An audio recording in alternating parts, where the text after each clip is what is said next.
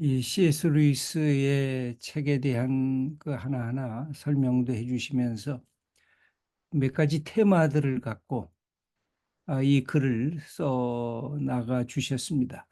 오늘 이렇게 대화하면서 여러분들이 채팅창에 질문이 있으시면 올리시면 같이 또 반영을 하도록 하겠습니다. 특별히 서문을 보니까 자기가 무엇을 믿는지도 모르고 믿는 것이 희극이라면 자기가 무엇을 믿지 않는지도 모르고 믿지 않는 것은 비극일 수 있다라고 하는 큰 그 흐름 속에서 이성과 신앙의 상관관계를 이렇게 설명해 주셨고, 특별히 이 신앙이라고 하는 것이 하나는 객관적 설명할 수 있는 신앙과 신앙이라는 것이 경험 속에서 만들어지는 신앙의 그 두 가지 요소를 또 보여주셨는데, 하나는 논증이 가능한 신앙이고 또 하나는 우리의 삶의 이야기 속에서 저는 그게 굉장히 매력적으로 늘 이렇게 생각이 드는데, 신화적 상상력을 동원해서 악마라고 하는 것도 과감하게 끌어들이고, 그다음에 또 우리가 상상할 수 있는 그 신화적 언어들, 이런 것들도 끌어들이고, 성육신의 사건도 죽음과 부활이라고 하는 이런 이야기들도 이렇게 끌어들이면서 이렇게 쭉 그런 것들을 제시해 주었다고 하는 것이 오늘의 시대에 있어서도 C.S. 루이스가 계속 사람들에게 읽혀 나갈 수 있는 그런 굉장히 큰 밑바탕과 힘이 되겠다 하는 생각을 가지면서 우리 홍 작가님의 글도 함께 그렇게 읽게 되었습니다. 그러면서 이제 시작을 우리 홍 작가님이 C.S. 루이스가 가졌던 친구의 죽음과 또 사랑하는 아내의 죽음의 그 아픔을 얘기를 하면서 D라고 하는 친구, 저는 누군지 궁금해서 왜 홍 작가님이 여기다 이름을 안 썼을까? 나 같으면 이름을 밝혔을 것 같은데, 그것도 장신대를 나온 전도사더라고요. 그 쓰신 걸 보니까. 그래서 이름까지 밝혔으면 좋겠다 생각이 들으면서 제가 읽어 내려갔어요. 그래서 그런 아픔을, 죽음에 대한 아픔을 공유하면서 그것이 하나님 앞에서의 결핍 경험이면서 다시 하나님을 기다리는 삶의 자리로 이렇게 바뀌어지는, C.S. 루이스가 무신론자에서 유신론자가 되는 이런 과정들, 또 아픔에서 기쁨을 갖는 이 과정들과 같이 연결하는 게 처음부터 읽으면서 이렇게 아련하게 우리 홍 작가님의 마음이 이렇게 같이 읽혀졌습니다. 그러면서 우리 사전 질문에 그런 것들하고 같이 관련이 됐어요. 그 사전 질문 하나 제가 읽어보면 루이스의 광편입니다. 그를 흠모했고 그의 거의 모든 책을 감탄과 탐복으로 읽었지요. 오랫동안 루이스는 무비판적으로 읽고 수용해 왔습니다. 하지만 루이스도 시대에 갇힌 존재이고 한계를 가진 분일 텐데요. 그걸 잘 모르겠어요. 저 같은 루이스 숭배자들에게 주시는 충고랄까 조언, 주의사항이 있다면 뭘까요?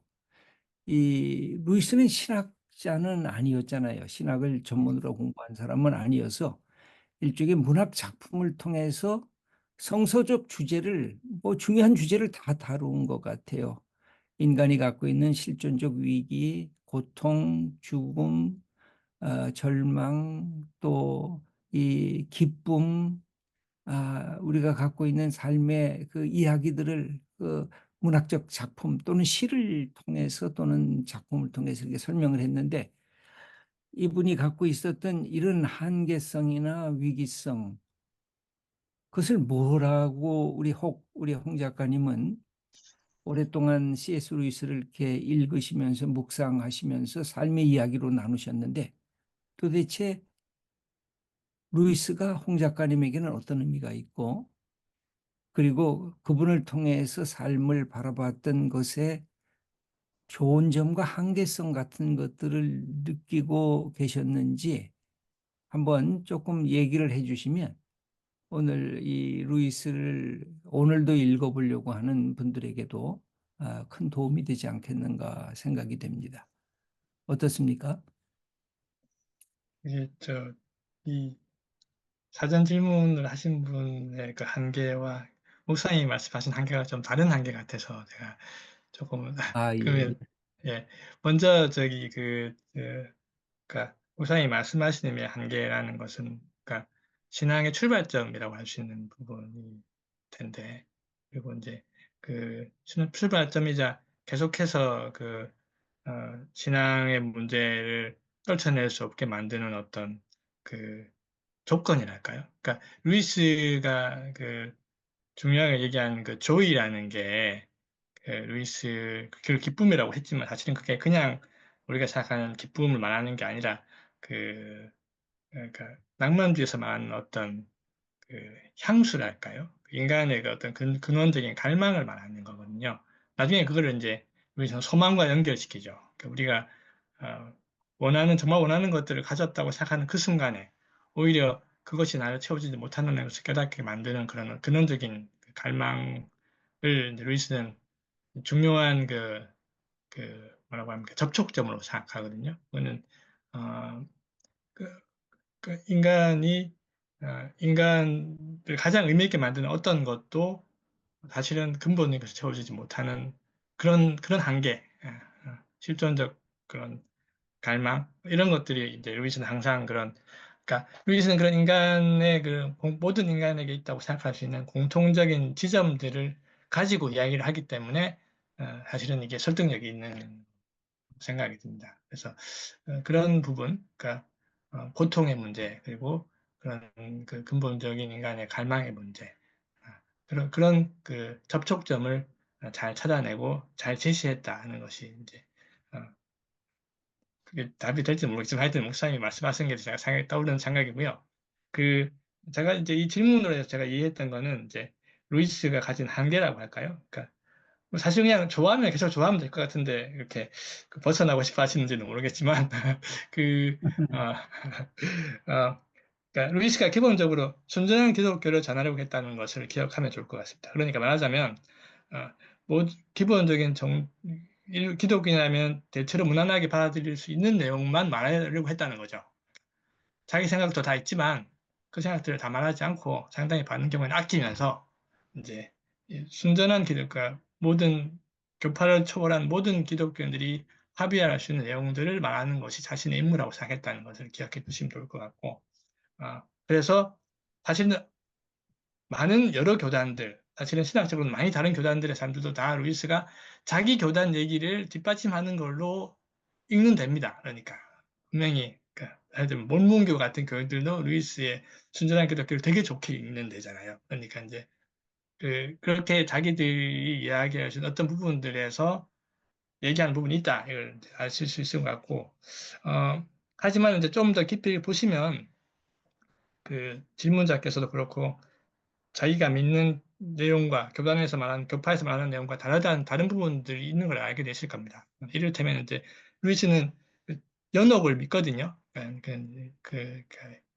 형벌의 장소로서의 연옥을 믿는 건 아니지만 정화의 장소로서의 연옥은 믿습니다. 그러니까 이제 어, 그런 부분은 이제 물론 이제 루이스의 다른 글에서 다른 내용을 말하는 걸로 보이는 해석할 수 있는 부분들도 있지만 그러니까 루이스가 사실은 우리가 많이 생각하는 그런 예를 들면 장로교와 다른 얘기들도 좀 한다. 그걸 알고 그러니까 그런데 사실 루이스에게 빠져 있으면 그게 안 보여요. 그런 다른 얘기 하는 게 자기 눈에 맞고 자기 입에 맞는 것만 귀에 쏙 들어오고 나머지는 이게 흘러가는 거죠. 그래서 어, 그런 부분이 있다. 그리고 예를 들면 이제 대표적인 루이스 유명한 그 트릴레마라고 뭡니까 그 순전한 기독교에 나오는 거 있잖아요. 예수 그리스도는 그 거짓말장이거나 악마거나 아니면 하나님이다. 이런 논증 같은 경우는 논리적으로 반박이 불가능한 아주 완벽한 논증이라고 하기는 어렵죠. 하지만 이제 이 논증이 말하고자 하는 거는 이제 성경이 말하는 예수님의 모습을 접하고 이거 범상치 않은데 라고 느끼는 사람에게는 이 논증이 굉장히 힘이 있는 논증이 될 수 있는 거죠. 그러니까 그 루이스의 이야기나 논증을 뭔가 그 어디나 통할 수 있는 완벽한 논증 같은 것이라고 생각하면은 사실은 큰 상처를 받게 되고, 이 사람이 어떤 면에서는 심각한 단순화를 감수하면서까지 하고 싶었던 게 무엇일까, 그런 것들을 볼 수 있으면 좋겠다는 생각이 듭니다. 루이스의 여자에 대한 인식은 비판을 많이 받는 부분이고요. 요새 같은 분위기를 보면 좀, 그리고 이제 이분이 플라톤을 굉장히 좋아하는 플라톤주의자니까 거기에 대해서도 얼마든지 반박이 가능할 부분이 있었을 것 같고, 나냐 연대기에 나오는 그 사양 중심주의, 악당들은 다 이 아랍계 사람으로 나오고, 거의 주인공들은 다 서양 사람들이죠. 백발에, 아니, 백발이 아니라 금발에 이렇게 하얀 피부, 이런 것들은 이제 그 사람의 그 서양 중심주의를 보여주는 그런 모습이라고 할 수도 있겠습니다.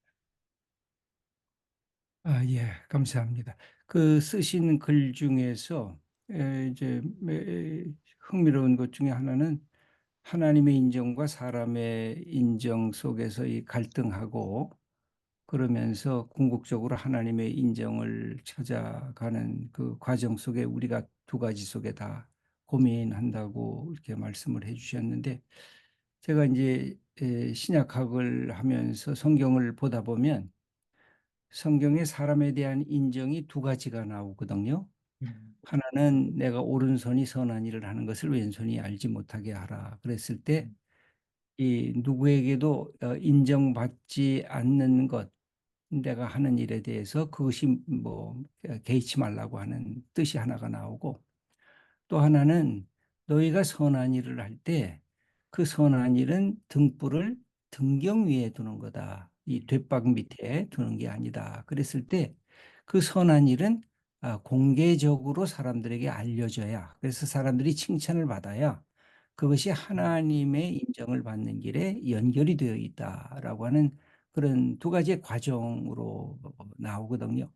그러니까 개인적인 자기의 그 삶의 선한 일들은 묻어놔야 되지만 그게 공동선적인 선한 일이 될 때는 항상 공개를 하는 게 우리의 공동체를 위해서 아주 좋은 것이어서 그건 하나님의 인정하고 직결되는 바로 그 부분이다라고 했을 때 그래서 이 두 가지를 너무 이제 갈등 도식으로 보지 않고 하나의 연결된 도식으로 보는 것은 어떤가 하는 것이 이제 한 가지 이제 우리 쓰신 글에 대한 제가 질문하는 것이고 그다음에 여섯 번째로 나온 기도자의 기도의 두어 가지 문제 속에서 루이스가 고민했던 무엇이든지 기도하면 들어주는데 이 기도의 특성하고 그다음에 겟세마네에서의 기도의 특성. 그러니까 하나는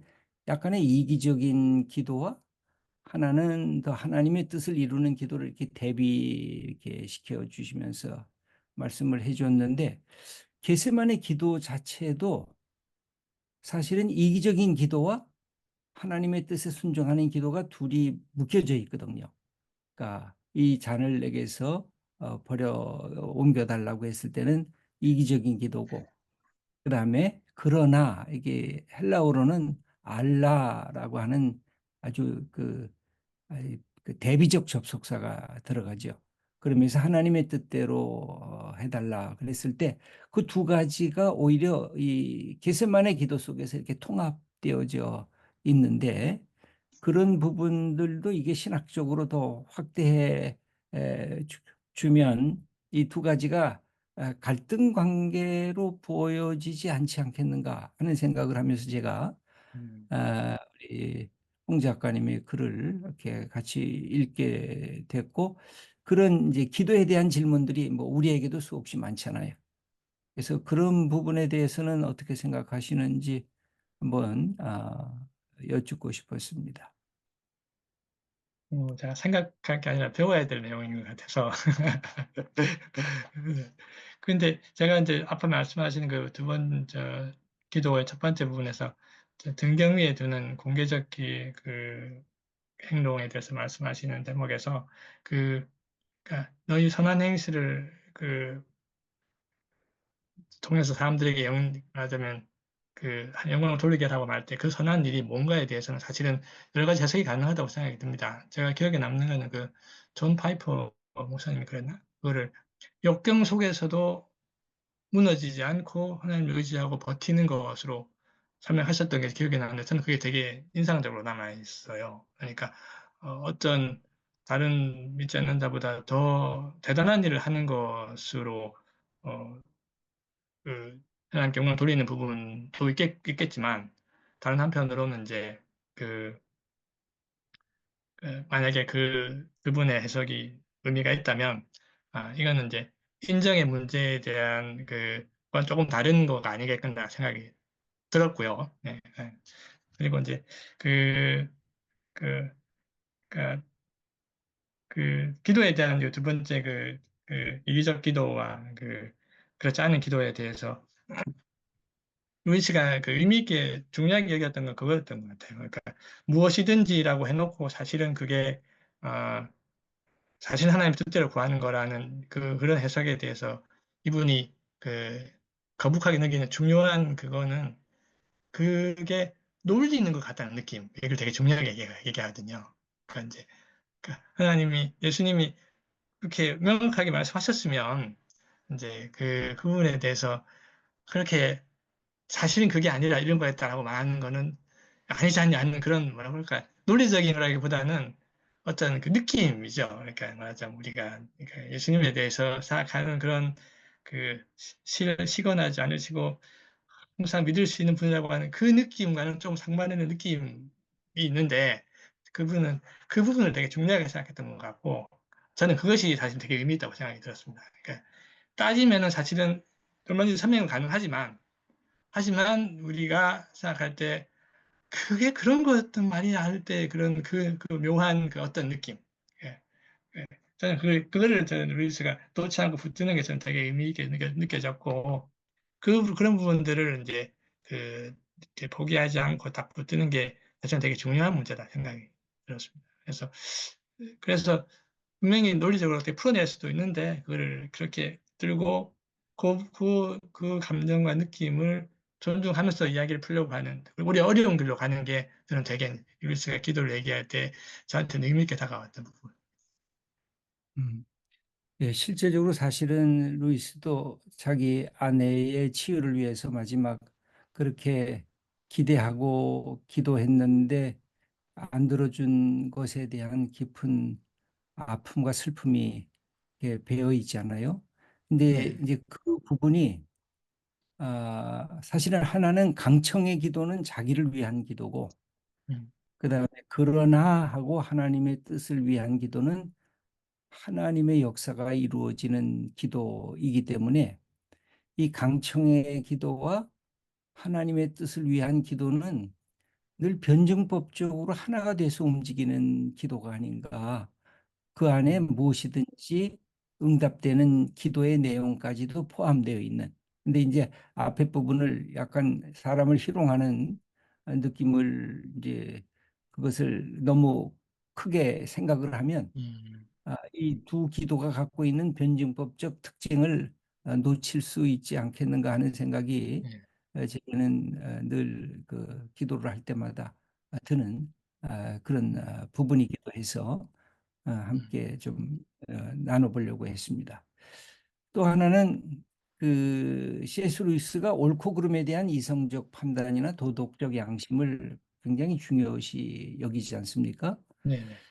이제 오늘의 시대에 저는 이제 이것을 보면서 참 제 기독교인으로서 또는 목사로서 굉장히 힘들어하는 이유 중에 하나가 오늘의 소위 볼시트라고 하는 개소리. 네. 소위 그래서 오늘의 시대를 포스트 트루스 시대라고 얘기를 할 때 모든 것의 정답 이것을 가리지 않는 팩트 체크가 안 되는 그래서 일종의 페이크 뉴스가 이렇게 난무하는 이 시대를 우리가 볼 때 C.S. 루이스는 뭐라고 얘기를 할까? 이것을 넘어갈 수 있는 시대적 예언이 있다고 하면 어떤 얘기를 할 수 있겠는가? 저는 이게 정치인들의 이야기뿐만 아니라 모든 시대적 이 사고들이 이 젊은이들의 이 가치관도 그렇게 변화되고 있고 그래서 이 옳고 그름에 대한 끊임없는 질문을 통한 그 다음에 또 옳고 그름에 대한 여정으로서의 이 과정들이 오늘날 생략되어 있는 부분이 너무 많지 않은가 하는 이 하나의 큰 물음을 갖고 있는데 어떠세요? C.S. 루이스 이렇게 전문적으로 생각했던 우리 홍 작가님이 이 시대에 C.S. 루이스가 얘기를 한다면 무슨 얘기를 할 수가 있을까 하는 그런 질문이 들었습니다. 사실은 인간 폐지라는 책이 사실은 그 문제를 집중적으로 다룬 책이죠. 그러니까 이제 도덕, 그러니까 그, 그런 옳고 그름에 대한 평가 그런 말은 그 감정의 표현, 마음에 안 든다는 감정의 표현에 불과한 것이 아니라 실제적인 내용을 말하는 것이다. 내용이 있는 말이다. 옳고 그름이라는 말은 어, 그러니까 우주의 어떤 중요한 원리를 에 대해서 찬성하거나 반대하는 것이다. 이런 얘기들을 하고 있는 것인데 그 사실은 그때 그 루이스가 생각할 때그 이미 영국에서도 그가 있던 영국에서도 이미 그런 문제, 그러니까 옳고 그름에 대해서 객관적인 실체를 인정하지 않는 분위기가 이미 있었던 것 같고 그것에 대해서 이번에 이제 심각하게 문제를 제기하고 그 인간 폐지도 그거를 이제 강의를 한 서너 번에 걸쳐서 강의한 내용인데 강의한 내용을 사람들이 잘 못 알아들었다고 하거든요. 이 사람이 뭘 문제를 삼는 건지를 이해를 잘 못했다고 얘기를 하는 거예요. 왜냐하면 많은 사람들이 그런 생각에 젖어 있었던 거죠. 예. 그리고 이제 그,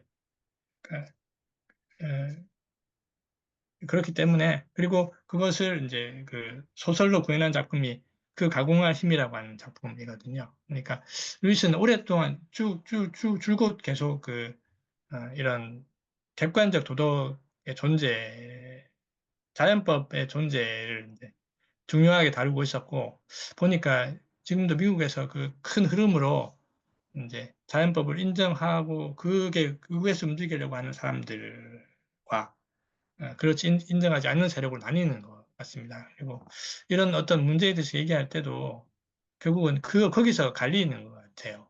그러니까 도덕법, 객관적인 실체에 대한 인정, 그게 없으면 사실은 이제 죄인이라는 말이 안 나오는 거잖아요. 잘못한 음. 게 뭔가를 어겨야지 죄인인데 객관적인 게 없으면 이게 어길 게 없는 거고 그런 문제, 결국은 이제 취향의 문제로 넘어가게 되는. 루이스는 평생 그 문제에서 되게 중요하게 여기고 싸우고자 했던 것 같고, 지금도 루이스에게 매력을 느끼는 사람들은 그 문제에 대해서 공감을 하거나 중요한 어떤 선배랄까요? 선구자의 목소리를 듣는 사람들이고, 루이스에게 반대하거나 싫어하는 사람들은 그런 명확한 어떤 입장에 대해서 싫어하는 게 아닌가 생각이 듭니다. 예. 맞습니다. 제가 한 가지만 더 질문하고 그 최근에 김진혁 교수가 쓴 순전한 그리스도인이라고 하는 책 C.S. 루이스에 관련된 조직 신학자의 접근으로 쭉 쓴 글을 이렇게 읽어보게 됐는데 마지막에 그런 제안을 하나 하더라고요. 그러니까 지금 고대 중세 시대의 세계가 주술화된 세계였는데 근대 세계로 들어가면서 탈주술화된 세계, 그러니까 신화적 얘기를 어, 루돌프 불트만처럼 실존주의적으로 그냥 해석하는 것으로 멈춰선다든지 또는 과학주의로 더 이상 주술화된 세계의 그 신화적 이야기들은 다 사라졌다라고 말을 했을 때 자기는 다시 재주술화에 시도를 했으면 좋겠다. 그런데 거기에 가장 중요한 자리에 C.S. 루이스가 있다. 그러니까 예를 들면 나니아 연대기 아동을 향해서 이런 신화적 상상력을 갖고 글을 만들어내면서 진정한 덕이 무엇인지 진리가 무엇인지 이렇게 제시하는 이런 것들이 다시 우리의 삶에 하나의 이야기로 됐을 때 이게 논쟁을 통한 단순한 변증이 아니라 하나의 그것을 신화적 상상력을 통한 재주술화적 작업, 이게 오히려 성경을 이해하는데 성경 속에 담겨진 그런 신화적 언어들을 이해하고 그걸 이야기로서 우리에게 전달하는 데 더 도움이 되지 않겠는가 하는 그런 제안을 하나 하더라고요. 네. 그래서 그 부분은 저도 굉장히 동의가 되는 그런 제안이었어요. 그러면서 제가 이제 이 책을 우리 홍 작가님의 책을 읽으면서 우리 신앙적 질문을 갖고 있는 평신도들이나 특별히 설교를 준비하고 있는 목회자들이 그 하나하나의 테마들을 다 설교 제목으로 이렇게 잡고 주제로 잡고 그걸 이렇게 풀어나갔으면 좋겠다는 생각을 많이 했거든요. 그 하나하나가 다 중요한 우리의 신앙적 실존에 대한 위기성을 표현하는 그런 글들이기 때문에 그랬을 때 이런 주술화의 과정 등을 통한 하나의 새로운 이런 이야기의 만개, 우리가 한강이라고 하는 노벨상을 받은 작가도 우리가 갖고 있는 아픔과 슬픔의 이야기를 그렇게 하나의 이야기로 우리들에게 다시 전달하려고 했던 그런 부분들이 결국 성경 얘기도 가장 아픈 얘기, 삶의 고난과 죽음에 대한 아픈 이야기들이 놓여져 있기 때문에 그 가능성을 열어보는 것은 어떨까 하는데 우리 홍 작가님은 어떠세요? 어, 어, 저는 이제 이승우 소설가 이승우 선생님 있잖아요.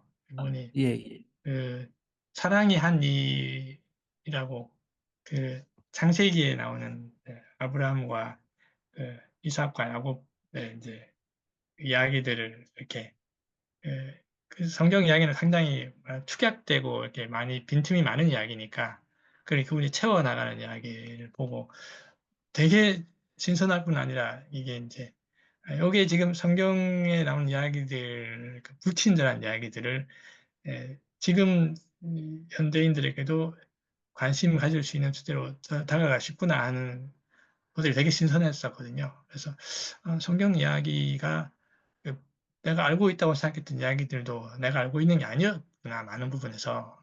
그래서 어, 그런 의미에서 성경도 여전히 그런 그, 그러니까 아까 제가 제일 인용하셨던 말씀 중에 내가 뭘 믿는지 모르고도 믿지 않는 그런 경우. 지금 아이들, 저는 교회에서 고등부 교사를 하는데, 내용을 거의 몰라요, 보면.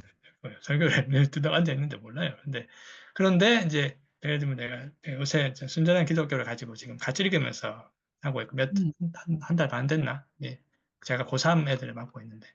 그러면 이제 애들이 성경에서 말하는 이야기들, 언어들과 그 용어들이 이제 의미 있게 다가오는, 그러니까 눈빛이 조금 달라지는 순간들이, 지점들이 있거든요. 그래서 그러니까 일단 그렇게 좀 애들이 이해할 수 있는 언어로 다가가는 부분과, 그 다음에 이제 제주수라에 대해서는 이종태 목사님이 경이라는 세계, 그러니까 그 세상이 사실은 더 이상 신비하지 않은 곳이 돼버렸으니까, 그 그런 뭐랄까요? 그러니까 하나님이 만드신 세상이 가지고 있는 그러니까 과학적인 그러니까 기계론적 세계라고 그냥 우리는 이미 그 세계관이 길들여져 가지고 세상은 그냥 기계와 같고 말하자면 자연법칙에 따라서 움직이는 어떤 그런 걸로 이해하는 게 어떤 당연하게 이렇게 생각이 되는데 그게 당연한 게 아니라는 거를 이제 알게 해주는 그러니까 이것이 하나님이 만드신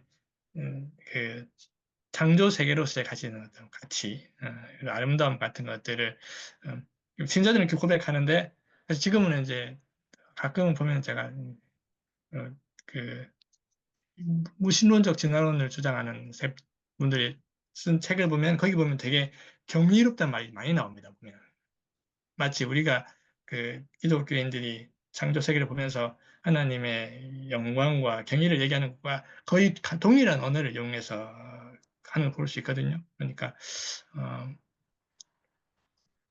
결국은 이제 그런 부분들을 에, 건드리고 드러낼 수 있는 이야기를 하는 쪽이 이기는 거겠구나. 그리고 지금은 많은 분들, 특별히 이쪽 기독교 아닌 다른 쪽에서도 그런 이야기들을 통해서 사람들의 관심을 끄는구나 하는 생각이 들어서 제가 좀 산만하게 이야기한 것 같은데. 네, 사실 신비를 놓치면 경탄이 사라지죠. 그러니까 네, 기독교의 가장 중요한 핵심은 경탄이 있는 건데 이 경탄이 신비적 그래서 이제 주술이라는 게 신화적 상상력이라는 게 그 경탄을 만들어내는 네, 하나의 중요한 자리이니까 하늘의 세계니까 이게 신화적 언어로 네, 쓰여져 수밖에 없고 그 하늘의 세계를 이렇게 경험하고 들려질 때 이제 거기서 이제 우리에게 경탄과 찬탄과 노래와 찬양이 나오는 것이기 때문에 이 부분을 끊임없이 살리지 않으면 아까 말씀한 자연주의라든지 과학주의로 그냥 돌아가서 초월적 세계에 대한 그 신비적 기대감이 다 사라질 수밖에 없는 거죠. 네, 이제 그 점이 저는 루이스가 끊임없이 고민하면서 만들어냈던 그런 신화적 상상력에 대한 그 서사적 이야기가 아니었는가 이제 그 생각을 해보는 거죠. 예. 감사합니다. 우리 사전 질문했던 것 중에 이런 질문이 있습니다. 루이스의 다양한 책들을 번역해 주시고 신앙의 주요한 질문들을 가질 수 있도록 도와주심에 깊이 감사드립니다. 한국의 많은 청년들은 현실의 문제와 씨름하느라 종교적 관심을 갖지 못하는 삶을 살아가고 있습니다. 만약 작가님께서 루이스가 되어 한국의 청년들에게 자신의 저서 한 권을 추천한다면 어떤 책을 추천해 주고 싶으신가요? 그 책에 담긴 한국 청년들을 향한 메시지를 간단하게 하나 좀 전해주는 건 어떠신지요? 하고 부탁을 했습니다. 제가 루이스 그냥 저의 상상이죠. 루이스는 아마 함부로 조언을 안 했을 것 같습니다. 청년의 상황을 잘 모른다.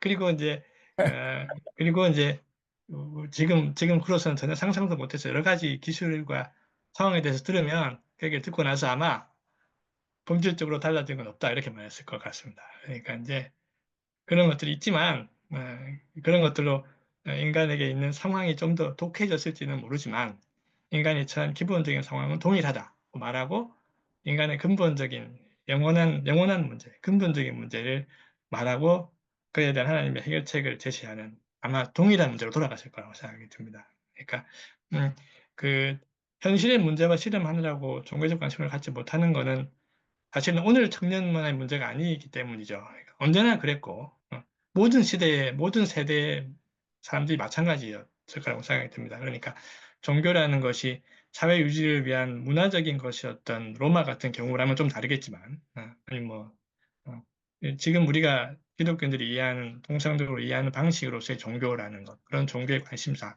아, 이건 그거잖아요. 당장의 생존과 만족, 쾌락의 수준을 뛰어넘어서 하나님에 대한 믿음, 그분의 뜻을 따라 살아가는 삶의 의미, 영원한 운명 이런 것들을 생각해야 된다. 이게 이제 말하자 우리가 생각하는 이제 말하자 종교적 관심이라는 것이 우리가 생각하는 그런 건데 그 부분에 대해서 이제 루이스는 결국 온갖 책에서 그 얘기를 한 건데 순전한 기독교가 이제 말하자면 표준적인 책이 될 테고 그러니까 그 그렇죠? 순전한 기독교가 변증적으로 시작하는 데는 예, 제일 예, 좋은 예. 시작이라고 보이긴 이 하는데, 전공법으로 가는 거니까요. 예.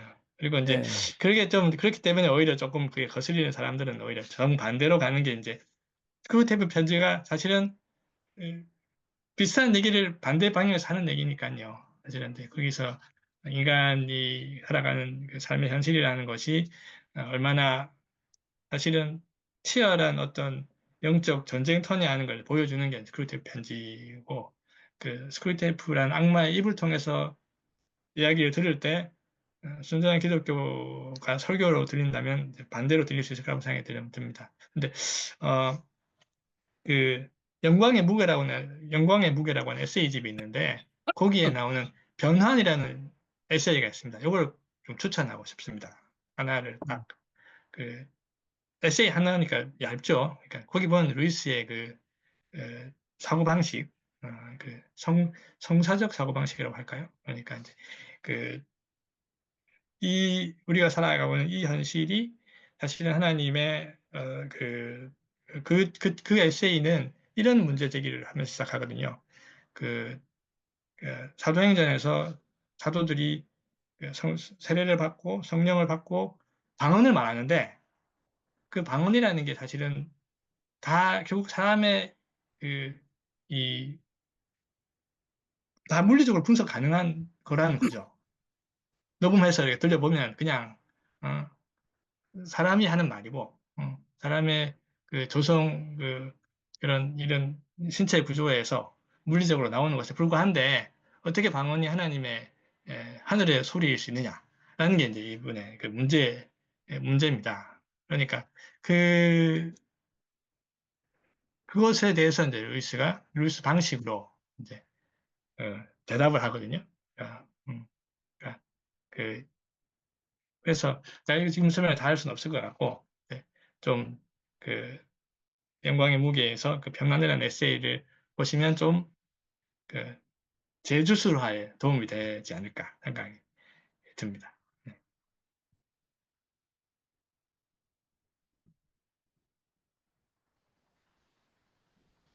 안 목사님 안 들립니다. 목사님 목소리 안 들리고 있습니다. 김지철 목사님. 예. 네. 오늘 여기 참여하신 분들 중에 우리 홍 작가님에게 직접 질문하실 분이 있으시면 이렇게 손으로 표시하고 마이크를 여시고 질문을 해 주시는 시간을 갖도록 하겠습니다. 에, 이렇게 예 누가 계시면 마이크 여셨나요? 누가 질문 한번 해 주시겠습니까?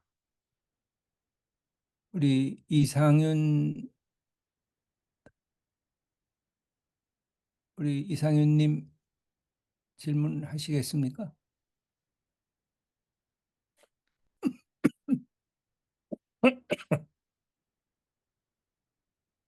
목소리가 안 들립니다. 네, 이상현 선생님. 네. 그냥 조용히 예. 듣는 편이 좋을 것 같습니다. 깊이 좀 생각하는 것들이 좀 부족해서요.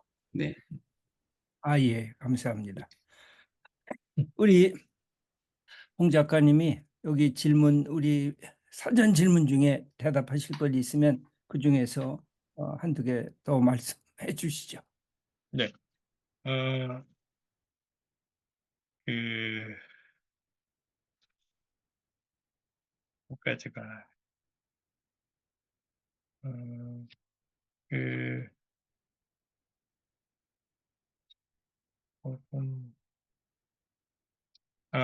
그리고 저한테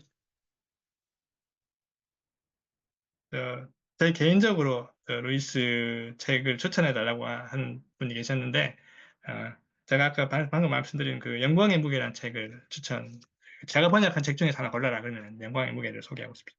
그 중에서 그 루이스 스타일을 잘 보여주는 에세이들이 여러 들어 있습니다. 제가 말씀드린 그 루이스 그 변환이라는 에세이는 그 루이스 스타일을 가장 잘 보여주는 에세이라고 할 수 있는데 송인규 교수님은 이 에세이를 읽고 나서 엘리사의 종의 눈이 열려서 불병거와 천군을 보게 된 것 같은 느낌을 받았다고 하셨는데 어떤 얘기인지 아마 읽어보시면 이해하실 겁니다. 그러니까 그 우리 그 마치 그 뭐라 그럴까요? 2차원으로 그려지는 그림 안에는 사실은 3차원이 그 속으로 들어와 있는 거죠. 예, 예, 그 관계로 생각하시면 참 보시면 좋을 것 같습니다. 그리고 거기에 그 전시학문이라는 에세이도 있습니다. 그때 2차 세계대전 당시에 그, 그, 그 학생들이 이 세상이 언제 망할지 모르는 상황에서 공부가 다 뭔가 이렇게 심란해하는 학생들에게 인간이 사는 조건, 학문의 가치, 그리고 불안하고 불확실한 세상에서 그리스도인이 어떤 자세로 살아갈 것인가 하는 문제를 강하게 이야기하는데 이런 변환하고 영광의 무게, 전시학문 이 세 개만 봐도 이 에세이집은 본전을 뽑는 훌륭한 책이라고 생각합니다. 그래서 뭐 나머지 것도 다 좋은데 그런 분들을 잘 몇 번 깊이 보시면 그 루이스가 말하고 하는 스타일을 이해하시고 논지를 파가시는 도움이 될 것 같습니다. 루이스의 어떤 그 글의 전개하는 스타일이 있는데 그게 익숙해지지 않으면 논지를 좀 따라가기 힘든 부분들이 있습니다. 그러니까 그거는 조금 어, 마치 이제 새로운 친구를 만나면 그, 그 사람 스타일을 이해하기 전까지 조금 이해하기 어려운 부분이 있잖아요. 그러니까 이제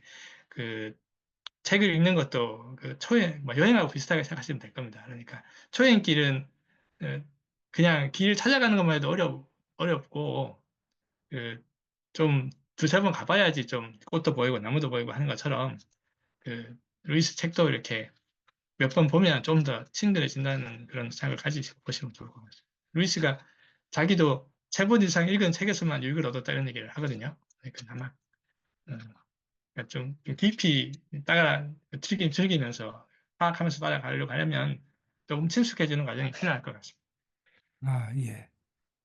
저도 이 루이스의 책을 안 읽은 것들이 꽤 많아서 몇 가지 읽은 것들도 옛날에 읽은 것들이고 그다음에 우리의 영적의 유혹과 이 우리의 심리적인 악마적 틀인 스크루테이프의 편지 같은 것은 지금도 우리가 같이 읽어보면 우리의 삶에 어떤 인간의 연약성이 있는지 그것을 어떻게 악마가 우리를 이용하려고 하는지 이런 것들은 굉장히 오늘날에도 그 하나하나가 다 주제가 중요한 주제가 될 것 같고요.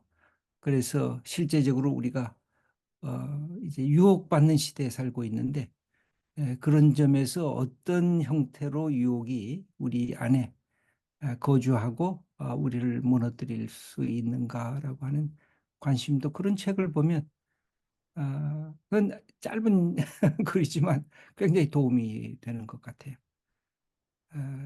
그다음에 여기 이제 고통의 문제. 저는 사실은 제일 처음에 읽으면서 이렇게 크게 저를 이렇게 자극시켰던 게 이제 고통의 문제인데 이 고통이 모든 사람에겐 그 아까 우리 홍 작가님이 말씀하신 이별의 아픔이 다 있잖아요. 근데 그 없는 사람들이 없잖아요. 그런 고통들이 다 있는데 이 고통의 문제에 대한 궁극적 해결이 도대체 뭘까에 대한 이 질문도 아주 중요한 신정론적인 질문을 넘어서는 하나님의 다가오심이 뭘까 하는 부분도 우리가 함께 이렇게 접근해 볼 수 있는 중요한 내용이 아닌가 하는 생각도 해봅니다. 예. 루이스 책을 읽는 그 포인트 중에 하나가 루이스 책은 보통 그 책 앞부분에 제사가 있습니다. 그러니까 이제 인용문이 하나씩 있죠. 그게 보통 그 책 전체의 주제를 말하고 싶어 하는 인용문입니다. 그러니까 이제 그 고통의 문제 같은 경우에 그 앞에 조지 맥도날드의 글이 인용돼 있거든요.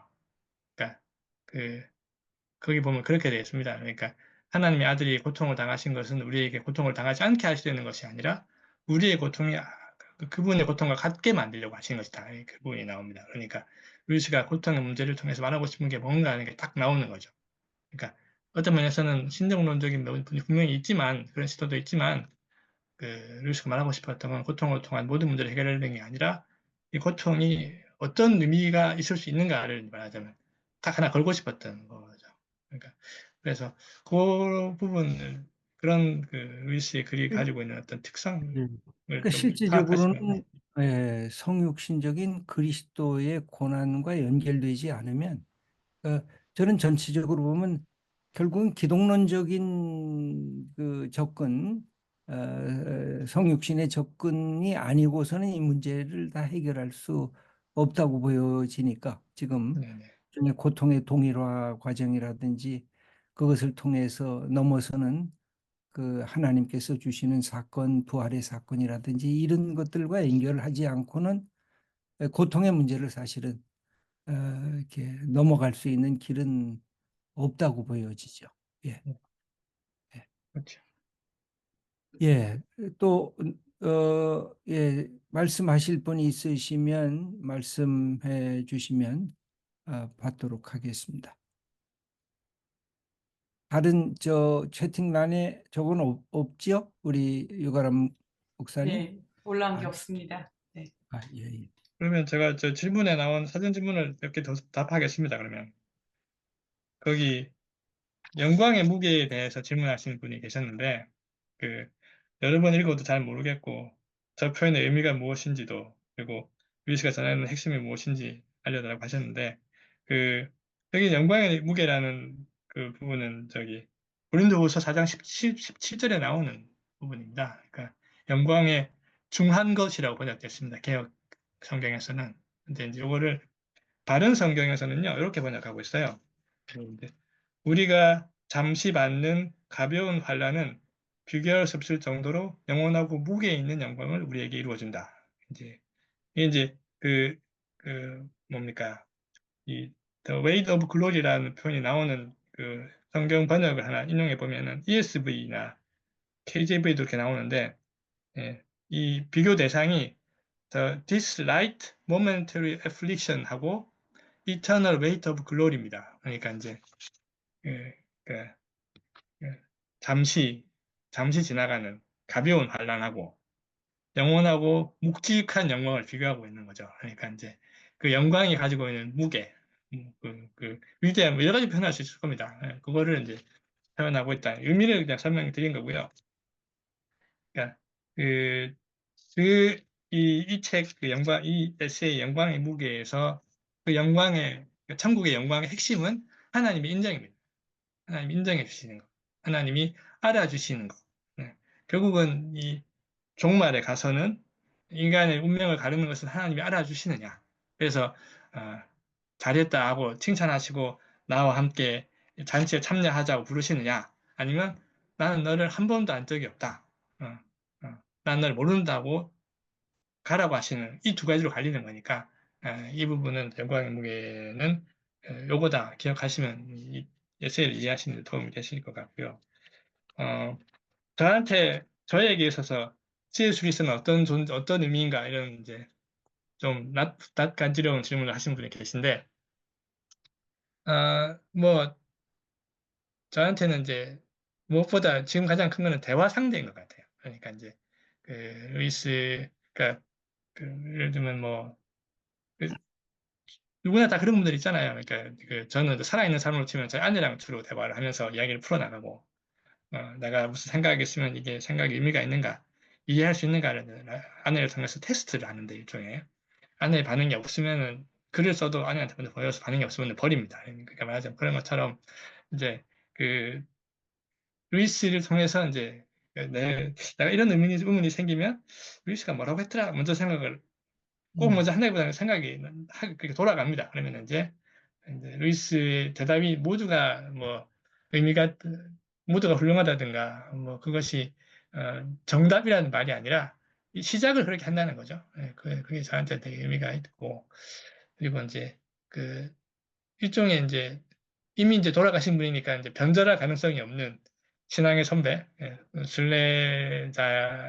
순례의 길에 함께 먼저 간 선배로서 이분은 어떻게 이 길을 걸어갔는가 참고하면서 그런데 그런 것과 그리고 저는 이제 번역하고 글을 조금씩 쓰는 사람이니까 그 글쓰기의 선배, 전범 뭐 이런 사표 뭐 이런 느낌이 있습니다. 그래서 저한테 여러모로 이제 효용이 많은 사람이죠. 그래서 저는 루이스를 많이 가까이 하게 되는 거는 그런 의미가 있는 것 같습니다. 예. 우리 홍 작가님에게 루이스가 혹 또 인간적인 우상이 되는 것은 아니죠? 그게 이제 그게 안 되는 이유 중에 하나가, 그러니까 이게 신학적으로 다르기 때문인 것 같아요. 그러니까 이제 그 제가 모든 면에서 동의할 수 있으면 확 붙을 수 있을 텐데, 예를 들면 이제 뭐 연옥에 대한 입장이라든가 뭐 이분의 생각은 익명의 그리스도인 비슷한 것도 인정하는 그런 부분이 있으니까 그런 것도 있고 뭐 그리고 이제 좀 어떻게 보면 조금 워낙 아는 게 많아서 좀 글 보면 좀 재수 없는 때 있잖아요. 이렇게 그러니까 너네들 이런 거 다 알고 있겠지 하면서 글을 쓰면 모르는 사람은 좀 열받는 부분들이 있거든요. 그러니까 말하자면 어, 무상이 되긴 힘들 것 같습니다. 그래서 오히려 저한테 루이스가 가까운 함께 할 수 있는 이유 중에 하나가 다르기 때문인 것 같아요. 뭐 그러니까, 멘토 역할을 하는 거네요. 예, 멘토 역할을 예, 통해서 예수 그리스도라고 하는 분을 더 가까이 네, 다가가게 하는 네, 나의 중간 과정이기도 하고 음, 감사합니다. 이 책을 여러분들에게 소개하는 이유는 루이스의 작품을 이렇게 하나씩 하나씩 읽어보고 싶은 분들은 여기 3부에 가면 9개의 책들을 이렇게 소개하고 계시면서 그걸 하나하나 설명도 하고 또 2부에 대해서는 몇 가지 책에 대해서는 그 문제점이나 질문 같은 것도 또 제시해 주셨고 1부에서는 아예 몇 가지 신앙적 또는 신학적 주제를 갖고 대비시키면서 이 책을 써 나가셨기 때문에 한번 루이스에 관심을 가지시고 이 책을 읽어보시고 또 안 읽은 책들은 여기 나온 책들부터 한번 이렇게 뽑아 보는 것도 아마 우리에게 큰 의미가 있지 않을까. 그러면서 지금 말씀하신 대로 루이스와 대화하고 다시 하나님의 말씀인 성경을 통해서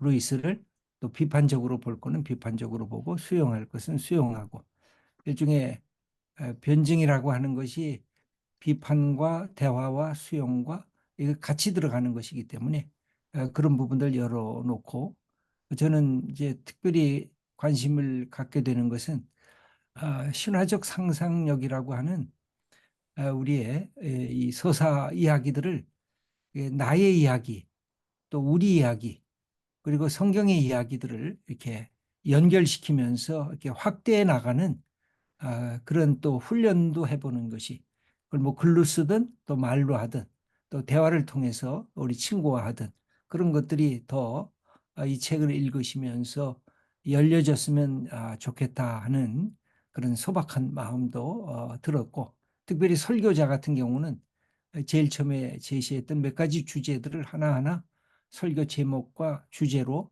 한번 성경과 비교해 보면서 끄집어내도 여러 가지 젊은 청년들에 대한 질문도 이 안에 들어가 있으니까 그것에 대한 대답을 어떻게 할 것인가 하는 그런 부분도 굉장히 유용한 그런 책이라고 여겨집니다. 그래서 여러분들에게 다시 읽어볼 것을 권면드리고 루이스에게 조금 더 가까이 다가가는 그런 소중한 기회가 되었으면 좋겠습니다. 오늘 우리 이렇게 저작자이신 우리 홍종락 작가님 모시고 함께 이렇게 대화할 수 있게 돼서 너무 감사드립니다. 한번 우리 홍 작가님에게 감사하다고 하는 박수를 한번 다 해주시면 고맙겠습니다. 감사합니다.